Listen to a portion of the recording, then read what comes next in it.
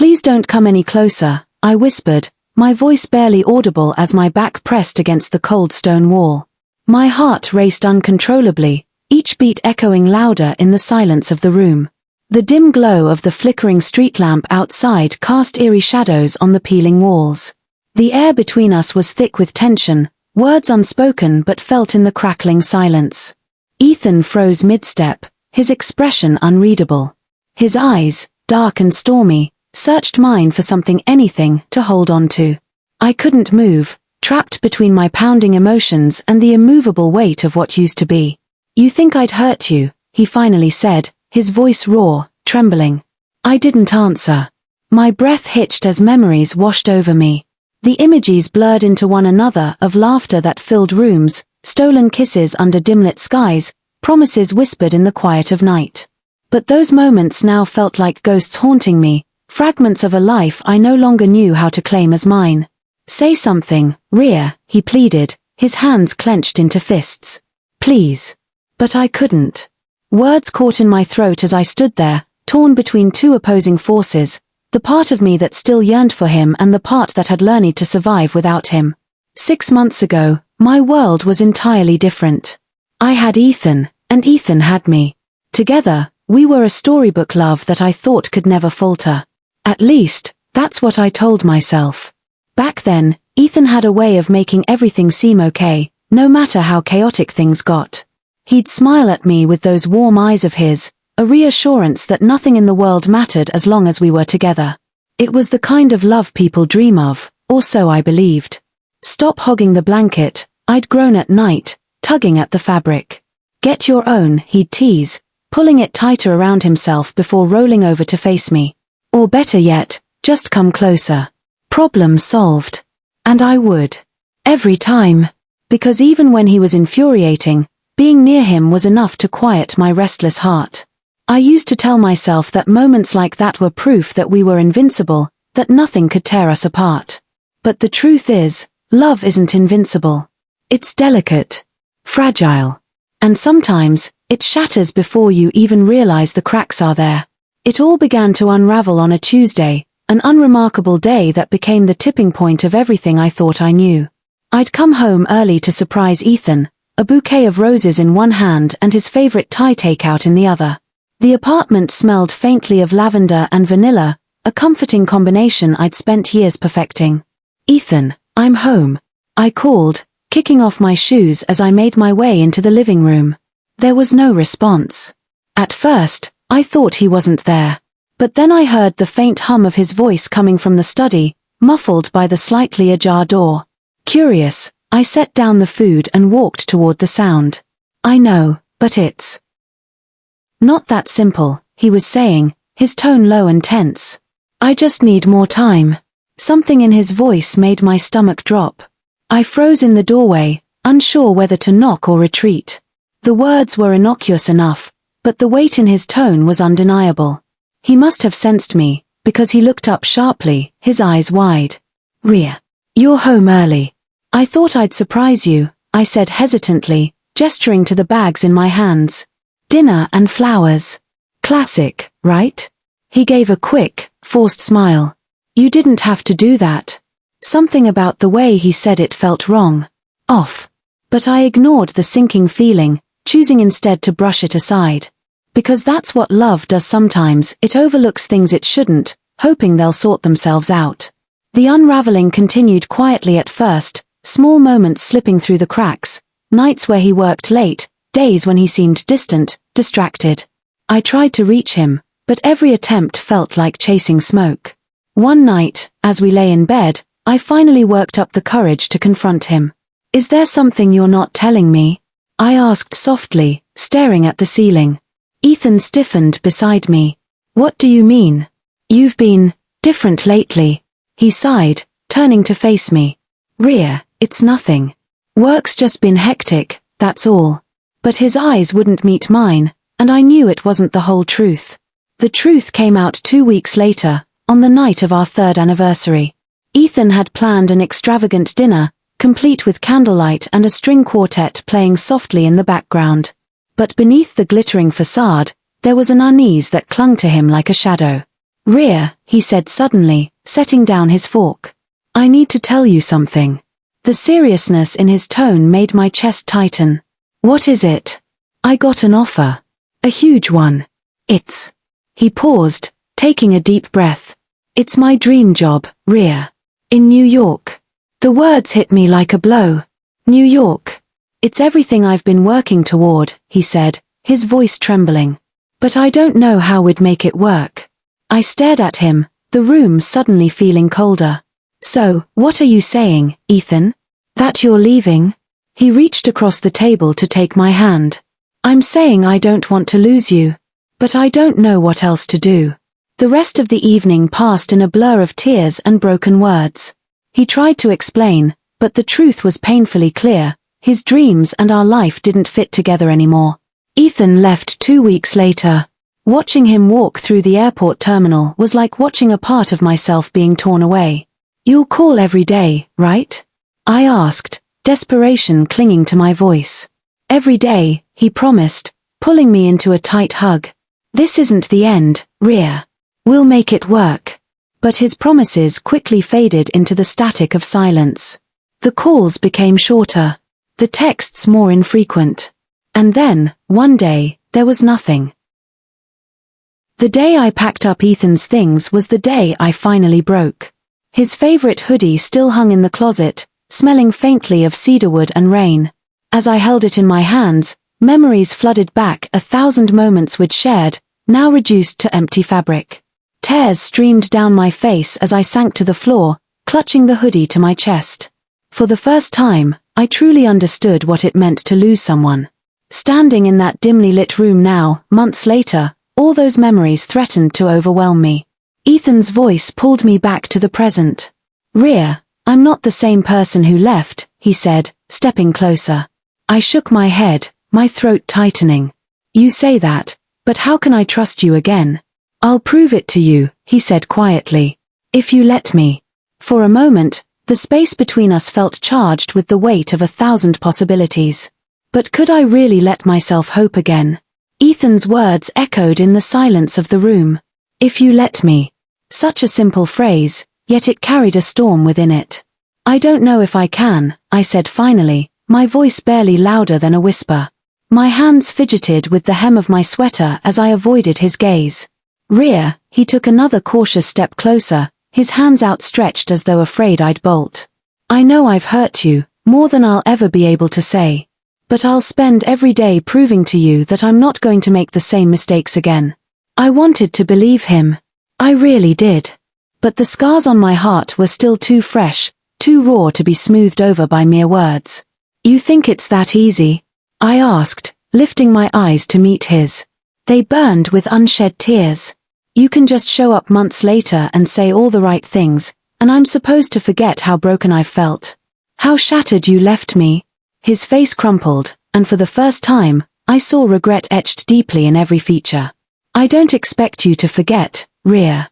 I don't even expect you to forgive me. I just... He sighed, running a hand through his messy hair. I just want a chance to make things right. How do I even know what right looks like with you anymore? The words escaped me before I could stop them. Ethan's silence spoke volumes. The following days were a haze of confusion and conflicting emotions. Ethan's return had upended everything I had painstakingly pieced together in his absence. For months, I had learned to live without him. I had built a routine, a fortress around my heart, to keep myself from drowning in the pain of missing him. But now, his presence in my life was like a wrecking ball, threatening to demolish all my carefully constructed walls. A week after he showed up at my door, Ethan sent me a text. Lunch at Bella's? My treat. No pressure, just want to talk. Bella's was where we had shared our first date. I could still remember how nervous Ethan had been, fumbling with his menu and ordering the wrong thing because he wasn't paying attention. My fingers hovered over the screen, debating whether to reply. Against my better judgment, I typed back. Fine. Noon. Walking into Bella's felt like stepping into a time capsule. Nothing had changed, the checkered floors, the red leather booths, the faint smell of garlic and oregano wafting from the kitchen. Even the waitress, an older woman named Linda, smiled warmly when she saw me. "You haven't been here in a while, sweetie," she said as she handed me a menu. I forced a small smile. "Yeah. Life's been busy." Before I could say more, Ethan arrived, his tall frame casting a shadow over the booth. He looked just like I remembered, handsome in an effortless way, but now with a weariness that hadn't been there before. "Hey," he said, sliding into the seat across from me. "Hi." The silence that followed was palpable. Words hovered between us, unspoken and heavy. "I ordered your favorite," he finally said, breaking the tension. I raised an eyebrow. "You still remember?" His lips curled into a small smile. "Of course, I do." Our food arrived shortly after, spaghetti for me and a steak sandwich for him. For a while, we ate in silence, the clinking of silverware filling the void. "I know it's going to take time," Ethan said eventually, setting down his fork. "But I need you to know something, Rhea. Leaving you was the biggest mistake of my life." I looked up sharply, my heart squeezing at his words. "Then why did you do it?" He sighed deeply, running a hand over his face. "Because I was scared." The job in New York felt like everything I'd worked for, but it also felt like a trap. If I stayed, I was afraid I'd resent you for holding me back, even though that was never your fault. And when I left, his voice cracked slightly. I realized that none of it mattered without you. The raw honesty in his voice left me stunned. For a moment, I didn't know what to say. "You should have told me how you were feeling," I said finally, my tone softer. "I would have understood. Maybe we could have found a way together." "I know," he admitted. "But I was stupid and selfish. And I'll regret it for the rest of my life." As much as I wanted to hold on to my anger, it was impossible not to see the sincerity in Ethan's eyes. He wasn't just saying the words I wanted to hear, he truly meant them. After that lunch, Ethan became a near-constant presence in my life again. He sent me flowers with handwritten notes, each one apologizing for a different aspect of his mistakes. One evening, he texted me, "Come outside." Curious, I opened the door to find him standing there with an old showbox. "What's this?" I asked, folding my arms. "Open it," he said, handing it to me.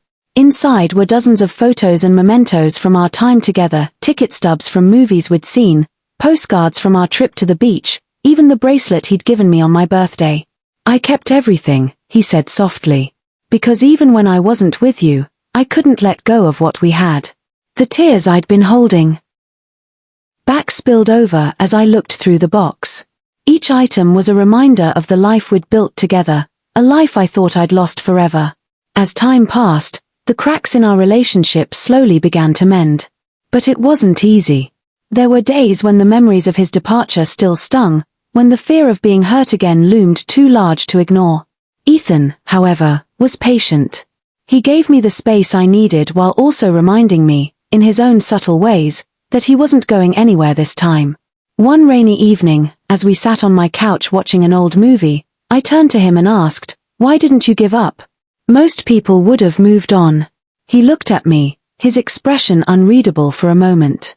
Then he said, "Because you're worth fighting for, Rhea. Always have been." Eventually, I began to trust him again, not fully, not yet, but enough to let him back into my heart a little at a time.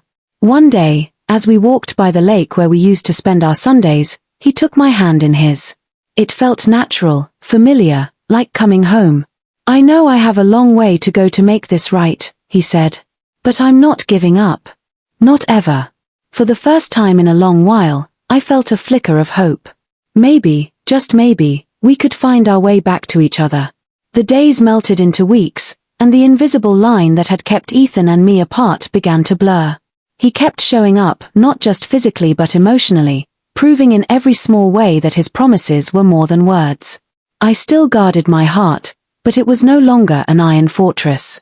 His kindness, patience, and unyielding determination to fix the broken pieces of us slowly softened the jagged edges inside me. The pivotal moment came one crisp, autumn evening. The golden leaves scattered across the park path matched the fiery hues of the sunset dipping below the horizon. Ethan had invited me for a walk, insisting it wasn't anything formal but just a chance to be together. We strolled in comfortable silence, his hand grazing mine occasionally. The soft sound of birds overhead mingled with the gentle rustling of leaves in the breeze. "Rhea," he said suddenly, breaking the quiet, "there's somewhere I want to take you." I turned to look at him, surprised by the seriousness in his voice. "Where?" "You'll see," he replied, a playful smile tugging at his lips. He offered his hand, and after a moment's hesitation, I took it. 15 minutes later, we arrived at a secluded clearing by the lake. The sight took my breath away. Twinkling fairy lights wrapped around the trees, their golden glow reflecting off the water's surface. A picnic blanket was spread out near the shoreline, surrounded by lanterns flickering with soft, warm light. My heart skipped a beat. "Ethan, did you do all this?" His smile was sheepish, his hands shoved into his pockets. "I wanted to give you something memorable, something that feels like us. I hope that's okay." I blinked back tears as I nodded. Unable to find the words to express the whirlwind of emotions swirling inside me, we settled onto the blanket, the cool evening air brushing against us. Ethan unpacked a small basket, revealing an assortment of my favorite snacks: cheese, crackers, strawberries, and a bottle of wine. "You remembered all my favorites," I said softly, my voice trembling. "Of course I did." He paused, his eyes locking with mine. "You might not believe it, Rhea, but there wasn't a single day I didn't think about you. Even when I was too much of a coward to reach out, I never stopped loving you." Tears welled up in my eyes, but I quickly looked away, trying to compose myself. His words were everything I had yearned to hear for months, but they also stirred up the ache of his absence. "You really hurt me, Ethan," I admitted, my voice barely above a whisper. "I know," he said, his own voice cracking. "And I'll spend the rest of my life making it up to you, if you let me. But you don't have to decide right now. Just, let me be here for you, however you need me to be." For a long moment, the only sound was the gentle lapping of the water against the shore. Then, before I could overthink it, I reached for his hand. "You already are," I said simply. As the stars began to dot the sky, Ethan stood and extended a hand toward me. "Dance with me?" I raised an eyebrow, laughing softly. "There's no music." He pulled out his phone, quickly searching for a playlist before setting it on the blanket. Soft, melodic notes filled the air as a familiar tune played, a song we'd danced to on the night of our first anniversary. "Better?" he asked, offering his hand again. "Much better," I replied, placing my hand in his. He pulled me close, his arms encircling my waist, and we swayed in time with the music. The warmth of his body against mine was a stark contrast to the cool night air, and for the first time in what felt like forever, I felt safe. As the song ended, I tilted my head up to look at him, and the intensity in his gaze made my heart race. "Rhea," he said softly, his voice a caress. "I'm going to say this one last time, and I promise you'll never have to question it again. I love you. I've always loved you. And if you let me, I'll spend every single day proving it to you." My breath hitched at the raw vulnerability in his eyes. "Do you mean that?" I asked, my voice trembling. "With everything I am," he replied without hesitation. Something inside me broke then, not in a painful way, but like a dam finally giving way to a flood. The fear, the anger, the hurt, all of it dissolved under the weight of his unwavering love. Before I could second-guess myself, I rose onto my toes and kissed him. The world seemed to fall away as our lips met, the weight of months of longing, pain, and love poured into that one moment. His arms tightened around me, pulling me impossibly closer, as though afraid I might slip away. When we finally pulled apart, both breathless, I rested my forehead against his. "I love you too, Ethan," I whispered. His eyes lit up, a mixture of relief and joy washing over him. He kissed me again, slower this time, as though savoring the moment. We stayed in that clearing long after the music stopped, wrapped in each other's arms as the stars shimmered above us. The night air grew colder, but it didn't matter, we had finally found our way back to each other. Months later, on another crisp evening, Ethan surprised me again. We were walking by the same lake, our fingers intertwined, when he suddenly stopped. "Rhea," he said, turning to face me, his expression serious but tender. "Yes." He dropped to one knee, pulling a small velvet box from his pocket. I know I've asked you to trust me again, and I know I've asked for your love. But tonight, I want to ask for something else. I want to ask for forever. Ria, will you marry me? Tears filled my eyes as I looked down at him. The man who had broken my heart but had also spent every moment since mending it with love and care. Yes, I said, my voice breaking as I pulled him to his feet. He slid the ring onto my finger, a simple band with a sparkling diamond, and kissed me, sealing our future with the promise of forever. That night, as we sat by the water, I rested my head on Ethan's shoulder. For the first time in a long while, my heart was whole.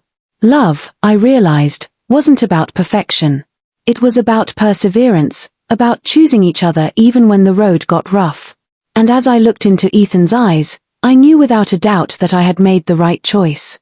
We were no longer two broken pieces trying to fit together. We were whole, together. And this was only the beginning.